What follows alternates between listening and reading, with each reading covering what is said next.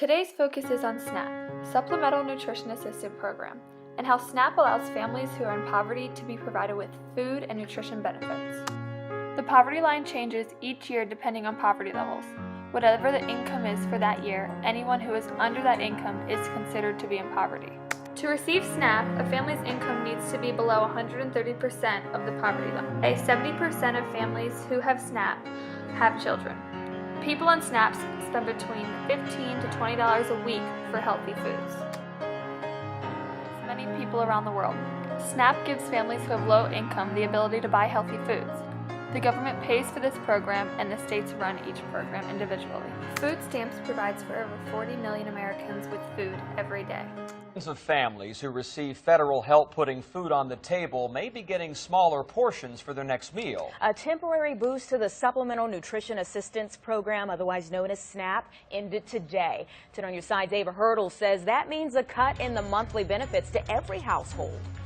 Anita, we're told 460,000 Virginia households receive those benefits. Reaction to the cuts is mixed, but an expert says it means recipients will have to watch their spending more closely now. Victoria leaves a grocery store with food for her family of 4. She'll see a dip in her SNAP benefits. $36 is really not a lot, but if you budget like I do, I go to places where I can use my MVP card, and you know, if you go to Sam's, you get bulks. I mean, it kind of works itself out. Here's the breakdown from the USDA. Households will see their benefits drop by more than 5%. That's depending on the size of the family. The larger it is, the greater the decrease. Jim Altice is a regional SNAP consultant with the state's Department of Social Services. Letters went out to recipients weeks ago advising of the coming changes.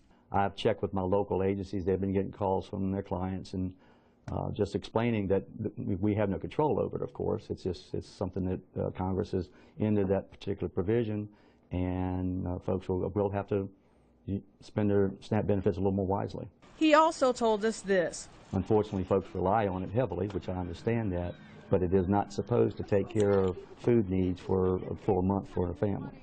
It is a supplemental program. Sandra, who says she's on a fixed income, isn't too happy about the change. I'm just coping with it the best way I know how.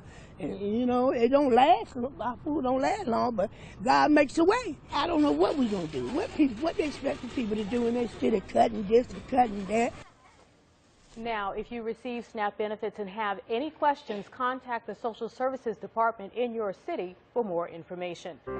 The people who are being impacted by SNAP are people in relative poverty. Relative poverty is not being able to have the extra belongings they want, but they can afford the necessities they need to survive.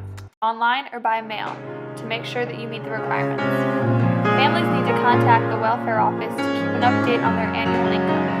The benefits provided by SNAP are fast and effective for families. Families in poverty benefit dramatically from this program, and most of them are able to get out of their financial situation because of it. When a family gets approved for SNAP, they will receive a card that works like a debit card. They are able to use this at any grocery store. Both U.S. citizens and non-U.S. citizens are eligible to apply to this program. Poverty affects people all over the world. It provides healthy food for senior citizens as well as people with disabilities. This program is intended to impact the people who need assistance in getting healthy foods because they cannot afford it themselves.